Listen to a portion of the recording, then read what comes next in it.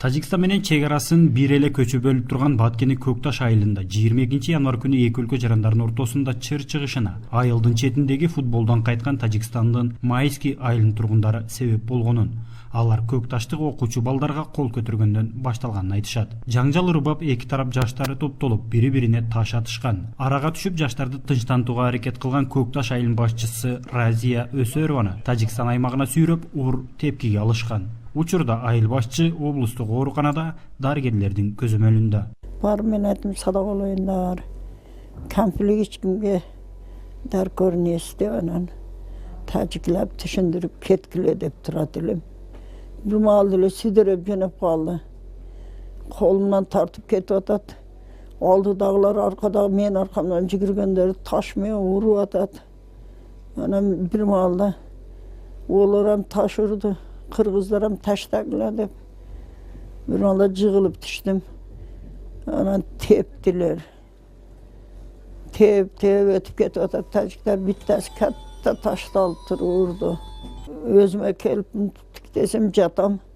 Sekin örmelep yolun çekesiye çıktım dağın. Duvaldın tagi menen kaçtım. Onun arakta baldardı birini biri çakırıp Kırgızlara bir 20 day oldu. Олар көпчүлүк болуп кетти, таш уруш башталды да. Тажик тарап болсо ушул эле окуянын башталышында Көкташ айылынан жаштар футболдон кайтканда тажик жарандарын сабап салгандан кийин башталганын айтышууда. Тажикстандын Исфара шаар башчысынын орун басары Табарок Файзуллаева Азаттыктын тажик кызматына бул окуя боюнча эки тараптуу сүйлөшүү башталганын да билдирген. Чыр чыккан жерде эки тараптан таш атышуулар болуп, жергиликтүү тургундарга да зыян алып келген. Ал арадагы 4 унаа жана бир үйдүн терезелери сынган. Бул чыгымдарды кайтаруу же күнөөкөрлөр жоопко тартылуусу үчүн териштирүү иштери жүрүүдө. Жергиликтүү тургундар болсо чек араны такта берүүнү тездетүү же болбосо көзөмөлдү күчөтүүнү талап кылып, окуядан кийин аймакка барган жергиликтүү бийлик өкүлдөрүнө шарт коюп, мындан ары чырга ким себепчи болуп жатат, аны жоопко тартуу үчүн айылга видео байкоо орнотуу маселеси да коюлганын айтышат. Тажиктин мектебине мына жака келип футбол ойнойт атайыштын. О чаркынан чыгат, мына өзүнүн месине жетире эмес. О чаркынан келет, ана шолор баштап атат тополоңду. Шолорду токтотсун дедик. Жакшы бир тарап болсун, керешим болсо, керешим болбосо бир тарап кылгыла, грансан чечкиле тактагыла деген маселелерди койдук. Мана бетке жакшы көзөмөл салып, условияны түзүп бергиле. Баткендин келечеги шаар дедик.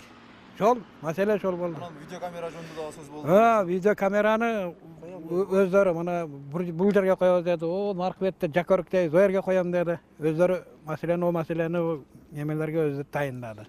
Кыргыз-тажик чек арасында пикир келишпестиктерден улам өткөн жыл ичинде 7 жолу чыр чатактар катталган. Кыргызстан менен Тажикстандын чек арасы 1000 чакырымга жакын. Анын 50%дан ашыгыраагы эки тараптуу такталган. Көпчүлүк учурда талаштуу чек аралар, жол, суу маселелери так чечилбегенден улам чыр чатактар катталып турат.